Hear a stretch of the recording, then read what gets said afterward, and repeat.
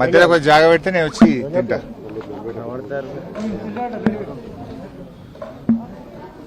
అందరికి నమస్కారం. సిద్దిపేట పట్టణంలో ఈరోజు విద్యాశాఖ ఆధ్వర్యంలో నడుస్తున్నటువంటి అర్బన్ రెసిడెన్షియల్ స్కూల్ అంటే బ్రిడ్జ్ స్కూల్ అంటాం దీన్ని. ఈ బ్రిడ్జ్ స్కూల్ను విజిట్ చేయడం జరిగింది. ఇంకా పిల్లలు చలితో చాలా ఇబ్బంది పడతా ఉన్నారు. చలికాలం కదా అని చెప్పి ఆ పిల్లలందరికీ ఈరోజు బీఆర్ఎస్ పార్టీ పక్షాన బ్లాంకెట్స్ అందజేయడం జరిగింది. అట్లనే పిల్లలకు పొద్దున్నే చలికాలం కనుక చన్నీళ్లతో స్నానం చేయడం ఇబ్బందిగా ఉందని పిల్లలు చెప్పడం దృష్ట్యా మా స్థానికంగా ఉండే పవనసుత యూత్ ఆధ్వర్యంలో పిల్లలకు ఒక వాటర్ గీజర్ను కూడా ఈరోజు అందజేయడం జరిగింది. అయితే పిల్లలతో మాట్లాడినప్పుడు గత 5 మాసాల నుంచి కూడా పిల్లలకు కాస్మోటిక్ ఛార్జెస్ రావడం లేదు. అంటే ముఖ్యంగా నెలకు 200 రూపాయలు ఈ కాస్మోటిక్ ఛార్జెస్ పిల్లల హెయిర్ కటింగ్ కానీ, టూత్ పేస్ట్కు, బ్రష్కు, సబ్బుల కోసం, కొబ్బరి నూనె కోసం పిల్లలకు ఈ 200 రూపాయలు మనం ఇవ్వడం జరుగుతుంది. ఇప్పుడు August, September, October, November, December ఈ 5 నెలల నుంచి కూడా పిల్లలకు కాస్మోటిక్ ఛార్జెస్ రాలేదు. అదేవిధంగా పిల్లల మెస్ బిల్లులు కూడా 5 నెలల నుంచి పెండింగ్ లో ఉంది. ఇక్కడ ఉద్యోగం చేస్తున్నటువంటి ఆ ఉద్యోగి పాపం బియ్యం కోసమైనా, సిలిండర్ల కోసమైనా, లేదా మెయింటెనెన్స్ కోసం చిన్న చిన్న ట్యూబ్ లైట్లు, ఫ్యాన్ల మెయింటెనెన్స్ కోసమైనా తన సొంత డబ్బుల నుంచి పెట్టాల్సినటువంటి పరిస్థితి ఏర్పడతా ఉంది. అంటే ఇలా రేవంత్ రెడ్డి విద్యాశాఖ మంత్రి ఉన్నాడు. రేవంత్ రెడ్డి మాట్లాడితే బూతులు మాట్లాడుతున్నాడు. నువ్వే ఈ రాష్ట్రానికి విద్యాశాఖ మంత్రివి, నువ్వే ఈ రాష్ట్రానికి ముఖ్యమంత్రివి. అనాథ పిల్లలు, ఈ అర్బన్ రెసిడెన్షియల్ స్కూల్ అంటే బ్రిడ్జ్ స్కూల్లో ఉండే పిల్లలు అనాథ పిల్లలు, ముఖ్యంగా తల్లి తండ్రి లేని పిల్లలు. ఈ అనాథ పిల్లలకు కడుపు నుండి అన్నం పెట్టే చేతనైతలేదా నీకు? ఈ అనాథ పిల్లలకు కాస్మోటిక్ ఛార్జెస్ ఇవ్వడం చేతనైతలేదా? మాటలు పెద్ద పెద్దగా మాట్లాడతావు కదా. నేను చెట్టుకు కట్టేసి లాగులో తొండలు జొరగొడితే అప్పుడు అర్థమవుతుంది నీకు. ఈ అనాథ పిల్లలకు కూడా అన్నం పెట్టని రేవంత్ రెడ్డిని కొరడా దెబ్బలు కొట్టినా తక్కువే, చెట్టుకు కట్టేసి లాగులో తొండలు జొరగొట్టినా తక్కువే. నీకే మాట్లాడొస్తుందా? మాకు మాట్లాడరాదా? నిన్న కేసీఆర్ గారు వచ్చి మన రాష్ట్రానికి నీళ్లలో అన్యాయం జరుగుతుందని, కేసీఆర్ గారు వచ్చి మహిళలకు మహాలక్ష్మి కింద 2500 ఇస్తా అన్నావు, ఇంకా ఎందుకు ఇవ్వలేదని, బాండ్ పేపర్ మీద రాసిచ్చి అవ్వాతాతలకు డిసెంబర్లోనే 4000 పెన్షన్ ఇస్తా అన్నావు. 2 ఏళ్లు అయింది. ఆనాడు బీఆర్ఎస్ గెలిచిన మొదటి క్యాబినెట్లోనే పింఛన్ 2000 చేస్తా అంటే బరాబర్ ఫస్ట్ క్యాబినెట్లో మొదటి నెలలోనే 2000 ఇచ్చినాం. నువ్వు 2 ఏళ్లు అయింది, 4000 ఎప్పుడు ఇస్తావు అని కేసీఆర్ గారు అన్నారు. నువ్వు మాట్లాడిన బూతులేంది, నువ్వు మాట్లాడిన మాటలేంది?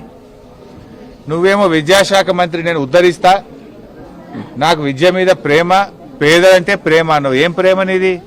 4 నెలలకెళ్ళి మెస్ బిల్ ఇవ్వకపోవడం, 4 నెలల నుంచి కటింగ్కో, కొబ్బరి నూనెకో కాస్మోటిక్ ఛార్జెస్ ఇవ్వకపోవడం, ఇదేనా పిల్లల మీద నీకున్న ప్రేమ? అంటే నీకు తొండాల లాగులు జొరగొట్టాడు ఎవరు లేడనా?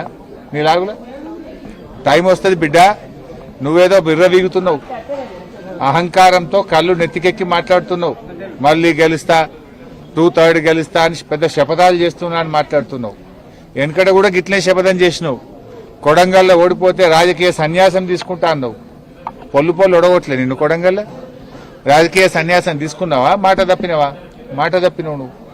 మాట తప్పుడు నీకు అలవాటు, పార్టీలు మారుడు నీకు అలవాటు, పదవులు కొనుక్కోవడం నీకు అలవాటు, కమిషన్లు కొట్టుడు నీకు అలవాటు, చిల్లర మాటలు మాట్లాడు నీకు అలవాటు. ఎందుకు ఈ పిచ్చి మాటలు మాట్లాడుతున్నావు? ఇలా పిల్లలకు ఓ బ్లాంకెట్ లేదు, వేడి నీళ్లు లేవు, కాస్మోటిక్ ఛార్జెస్ లేవు, 4 నెలలకెళ్ళి మెస్ బిల్లు లేదు. ఆ పిల్లల్ని ఇంత గోసపెడుతున్నావు. ఇది పాఠశాల విద్యాశాఖ మంత్రిగా నీ శాఖ కిందికే వస్తుంది. నీ శాఖలోనే ఇంత అధ్వానమైన పరిస్థితి ఉందంటే నేను అడిగేటోడు లేడనుకుంటున్నావా? నీ లాగులో తొండలు జొరగొట్టేటోడు లేడనుకుంటున్నావా? నీకేం మాట్లాడొస్తుందా? మాకు మాట్లాడరాదా? మాట అనేది గౌరవం ఇచ్చి పుచ్చుకోవాలి. నువ్వు గౌరవం తప్పినప్పుడు, నువ్వు విలువలు లేకుండా మాట్లాడినప్పుడు ఎదుటి వాళ్ళు కూడా అదే పద్ధతిలో మాట్లాడవలసి వస్తుందనే విషయాన్ని గ్రహించి ఇప్పటికైనా తెలంగాణ తెచ్చిన పోరాట యోధుడు కేసీఆర్, తన ప్రాణాన్ని కూడా త్యాగం చేయడానికి సిద్ధపడ్డ నాయకుడు కేసీఆర్.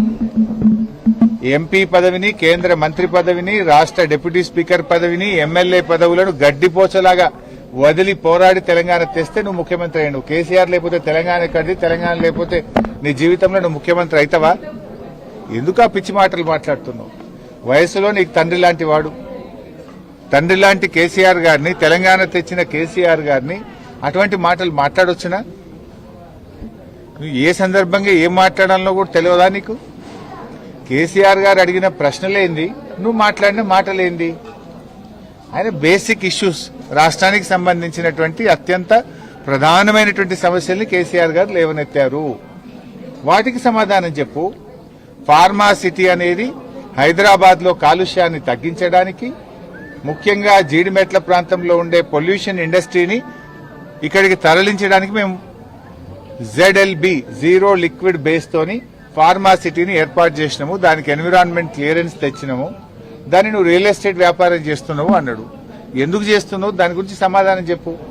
ఆనాడు నువ్వే కదా అడిగి పోయి ఈ ఫార్మా సిటీ వద్దు, రైతుల భూములు రైతులకు తిరిగిస్తా అని చెప్పినావు. నీది నోరా మోరా? ఈ రైతుల భూమి రైతులకు తిరిగనే ఇయ్యి. లేదు కేసీఆర్ గారు ఆలోచన ప్రకారం ఫార్మా సిటీ అన్న పెట్టు. అది చెయ్యవు, ఇది చెయ్యవు, రియల్ ఎస్టేట్ వ్యాపారం చేస్తున్నావు. ఇలా తప్ప? మేము అడిగిన దాంట్లో, కేసీఆర్ గారు అడిగిన దాంట్లో తప్పున్నదా? ఫార్మా సిటీ పెట్టండి నిజం, రైతులకు భూములు వాపసు ఇయ్యండి నిజం, రియల్ ఎస్టేట్ వ్యాపారం చేస్తున్నది అంతకంటే నిజం. ఉన్న నిజాన్ని మాట్లాడితే ఈ చిల్లర మాటలు ఎందుకు మాట్లాడుతున్నావు? ఒక స్టేట్స్మెన్ లాగా, రాష్ట్ర సాధకుడిగా కేసీఆర్ మాట్లాడితే వీధి రౌడీలాగా నువ్వు మాట్లాడుతున్నావు, చిల్లర భాష మాట్లాడుతున్నావు. ప్రజలు నిన్ను ముఖ్యమంత్రిగా నీకు అవకాశం ఇచ్చింది ఈ చిల్లర మాటలు వినడానిక? చిల్లర మాటలు కాదు కదా, ఈ బడి పిల్లలకు బుక్కడి అన్నం పెట్టే తెలియలేదు నీకు? ఎప్పుడన్నా నువ్వు బడికి పోయి పిల్లలతో మాట్లాడితే కదా. ఇప్పుడు నేను ఈ పిల్లలు అనాథ పిల్లలు. ఇవాళ క్రిస్మస్ పండుగ రోజు ఈ అనాథ పిల్లల పరిస్థితి ఏంది? ఆ పిల్లలతో కలిసి భోజనం చేద్దామని నేను ఇక్కడికి వచ్చాను. ఆ పిల్లలకు కాస్మోటిక్ ఛార్జెస్ లేవు, 4 నెలలకెళ్ళి మెస్ బిల్లులు లేవు. కోడిగుడ్డు చూస్తే గోటి లెక్క ఉన్నది, అది గింతంతా.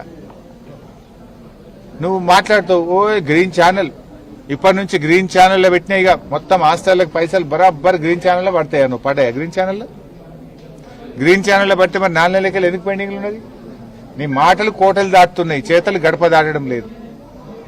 నీవు కమిషన్లు ఇచ్చే 10%, 20% ఏమో బిల్లులు ఫైనాన్స్ క్లియర్ అవుతున్నాయి.